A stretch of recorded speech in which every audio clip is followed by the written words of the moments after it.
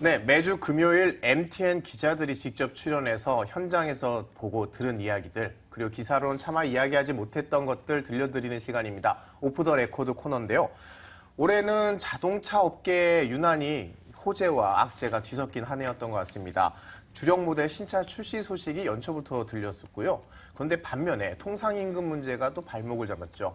그리고 여기에 이제 탄소 규제라든지 사내 유보금 과세라든지 여러 가지 이슈들이 자꾸 나오고 있는데요. 이 문제 오늘 산업부 조정현 기자와 함께 깔끔하게 정리해드리도록 하겠습니다. 조정현 기자, 안녕하세요. 네, 안녕하세요.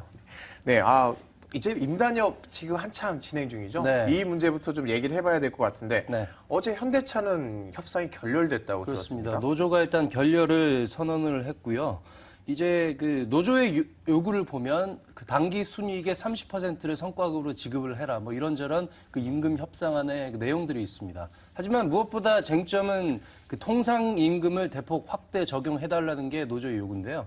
일단 기존의 통상임금에 포함되지 않았던 이 복리후생비나 휴가비까지 모두 포함시켜주고 그 정기상여금은 물론이고요. 이런 세 가지를 모두 포함시켜서 통상임금을 대폭 확대 적용을 해달라는 게 노조 요구입니다. 이렇게 통상임금이 확대가 되면 그 각종 수당의 산정 기준이 강화가 되면서 수당이 올라가게 됩니다. 따라서 인건비 부담이 늘어나게 되는데 일단 그런 점들은 차치하고서라도 현대차 입장에서는 지금 일단 한참 법정 소송이 진행 중이니까 일단 법원의 판결이 어떻게 진행되는지를 보고 이 문제를 합리적으로 해결하자는 게 현대차의 주장인데 이에 앞서서 또 쌍용차 한국GM의 선례가 있기 때문에 또 노조는 더 강력하게 주장을 하는 그런 추세입니다. 사실 쌍용차랑 한국GM은 그냥 받아들여준 거잖아요. 그런데 현대차는 사정이 다른 뭐 특별한 이유가 있습니까? 일단 쌍용차와 한국GM에 조금 다른 사정이 있습니다. 일단 예를 그렇군요. 들어서 쌍용차의 경우에는 올해 신차가 없습니다. 그래서 올해 이제 굉장히 좀 올 한 해를 어떻게 나느냐가 중요한 해고요. 네. 게다가 내년에 이제 기존에 없었던 소형 SUV 신차가 나오는데 그거의 생산 준비를 또 올해 하반기에 본격적으로 해야 하고요. 한국GM의 경우에는 뭐 작년부터 계속 그 글로벌 GM 산하에서 생산 구조 조정 또는 뭐 심지어는 철수설까지 불거지지 않았습니까? 네. 이런 상황에서 올해마저 파업에 들어가면 이 글로벌 GM 내에서 한국GM의 입지가 어떻게 가닥이 날지 알 수 없다. 이런 생존의 위기감이 있기 때문에 두 업체는 일단 생존을 전제로 해서 그 노조의 요구를 전격적으로 수용을 했습니다. 하지만 그러니까 현대차는 좀 다르다. 예. 그러니까 결국 두 회사는 당장 아쉬우니까 네. 일단 뭐 회사가 아쉬우니 받아들일 수밖에 없는 입장이지만 네네. 현대차는 사정이 달라서 꼭 그렇게 갈 필요는 없다. 네. 그럼 현대차가 이런 강경한 입장이라고 하면 노조도 여기에 맞서서 또 파업하는 거 아닌가 네. 또 얘기가 좀 들리는데 그렇죠. 이 상황에서 전면 파업 들어간다면 타격이 클 것 같은데 어떻습니까? 일단 현대차 노조는 대표적인 국내 강성 노조 중에 한 곳이죠. 네, 그렇죠. 물론 이번 노조 집행부가 기존에 비해서는 좀 합리적이고 온건하다는 그런 평가를 받고 있긴 한데요. 역사적으로 돌이켜보면 지난 27년 동안 23차례 파업에 들어간 게 현대차 노조입니다. 물론 파업은 노동자의 권리고 단적으로 나쁘게 볼 수만은 없는데요. 일단 생산 입장에서 보면은 파업은 굉장히 안 좋은 영향을 끼치고 있다. 이렇게 볼 수밖에 없고요. 작년에 현대차 노조가 15일 동안, 보름 동안 파업에 들어갔는데 이 피해 규모가 생산 차질 5만 대에 한 1조 원가량의 그 생산 피해 규모가 집계가 됐었던 바가 있습니다. 게다가 중소업계들도, 협력업체들도 굉장히 피해를 많이 봤었고요. 특히나 올해 굉장히 글로벌 경쟁이 심화되지 않았습니까? 국내에서도 수입차 점유율이 높아지면서 경쟁이 치열한 해인데요. 그런 만큼 올해 하반기에 이제 올 여름에 타격을 입게 되면 굉장히 그 지금 판매 추세에 안 좋은 영향을 미칠 거다. 이렇게 현대차에서는 우려하고 있는 입장입니다. 사실 상반기에 LF 소나타 같은 경우는 반응이 굉장히 좋지 않았습니까? 네. 사실 뭐 이런 분위기 이어서 계속 실적이 좋아지려고 하던 차에 네. 이런 문제 겪었는데 만약에 임금 협상이 잘 안 되면 이런 영업에도 좀 영향을 많이 줄까요? 그렇습니다. 최근에 게다가 신차 효과가 그렇게 오래 지속되지가 않아요. 따라서 그 LF 소나타 하면 뭐 국민차 아닙니까? 그렇죠. 뭐 옆집, 앞집, 윗집 다 타고 다니는 게 개나 소나타다. 소나타 뭐 이렇게 얘기했었죠. 그래서 소나타에서 소나타로 뭐 이름까지 바꾸기도 네, 네. 했었는데요. 이 보면은 출시되고 2달 동안은 10,000대 이상 팔렸어요. 네. 그러니까 뭐 당초 기대치였던 7,000대를 월 7,000대를 훌쩍 뛰어넘는 그런 월간 판매량이었는데 지난달부터 이게 판매량이 6월부터 한 6,000대 수준으로 좀 낮아졌습니다. 그렇군요. 이게 뭐 단순히 현대차 판매를 못했다, 그 신형 소나타의 그 상품성이 떨어진다 이렇게 보기만은 어려운 게 최근에 소비자들의 그 취향이 굉장히 다양해지고 그 소비 주기가 빨라지면서 이 신차 효과가 옛날만큼 오래 가지를 못합니다. 게다가 경쟁 차량은 굉장히 많기 때문에 자동차 업체 입장에서는 한번 신차를 내면 계속 생산에 열을 올려서 일단 기본적으로 생산을 깔아놔야 하고요. 그에 따라서 더 추가적인 파생 모델들, 예를 들어 뭐 사륜구동이나 뭐 어떤 좀 더 럭셔리 트림이나 이런 걸 계속적으로 시장에 출시를 해야 이 상품이 계속 그 효과가 지속이 되는 그런 추세인데 이 시점에서 파업이 발생한다. 그렇게 된다면 이미 신차 효과가 계속 갈락말락하는 이 시점에서 파업이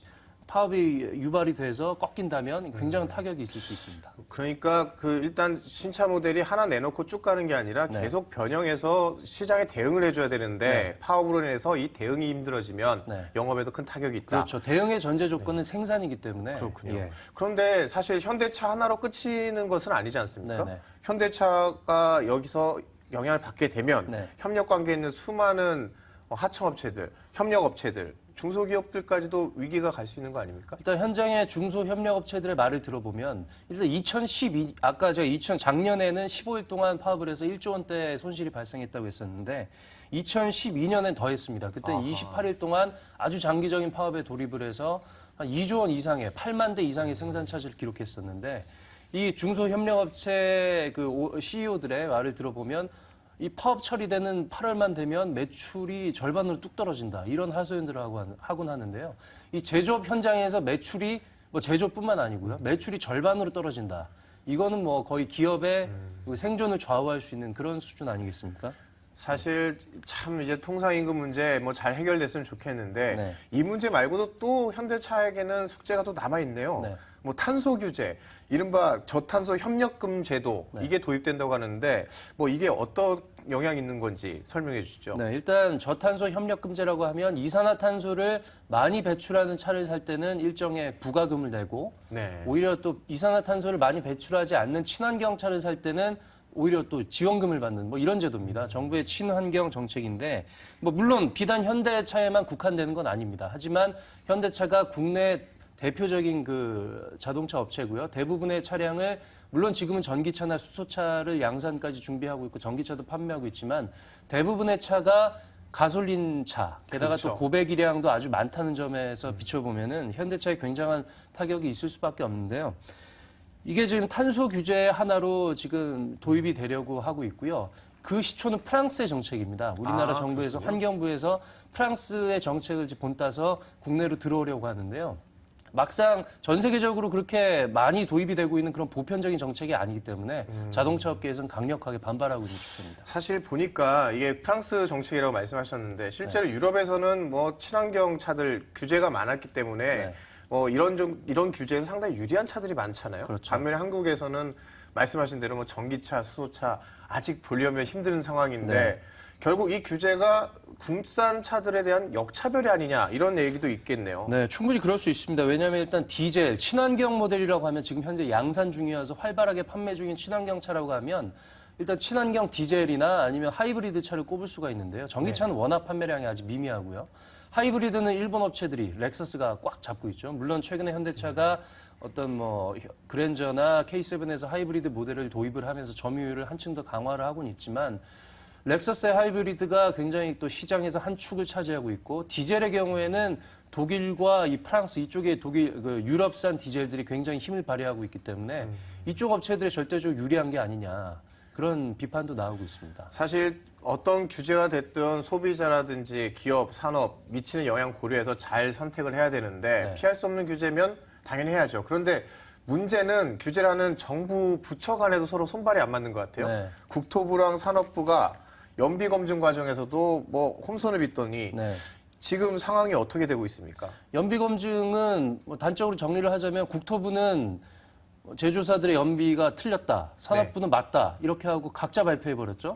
각자 발표하고 정리는 안 해주고 정리를 해야 하는 기획재정부는 뭐 둘 다 맞다라는 식으로 손을 놔버렸고요. 그럼 탄소 규제도 마찬가지입니까? 탄소 규제는 그나마 좀 낫습니다. 일단 최근 그 경제수장에 취임한 최경환 부총리가 업계의 부담을 고려하지 않을 수 없다 이렇게 발언을 하면서 조금 이제 환경부보다는 산업부 쪽으로 좀 힘이 실리는 모양새인데요.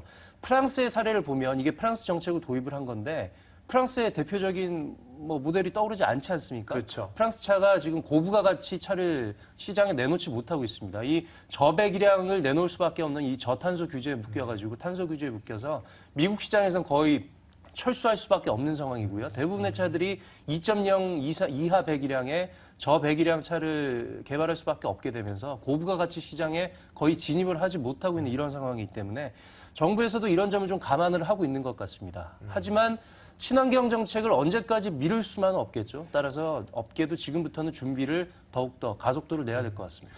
그런데 또 연비 규제도 사실 아직 정리가 안 됐지 않습니까? 네. 그것 때문에 심지어 집단 소송도 뭐 벌어질 위기라고요? 그렇습니다. 이미 수천 명의 그 현대차 산타페나 쌍용차 코란도 스포츠의 오너들이 소유주들이 이 연비가 틀렸다는 국토부의 그 발표를 근거로 해서 집단 소송에 참여를 하고 있습니다.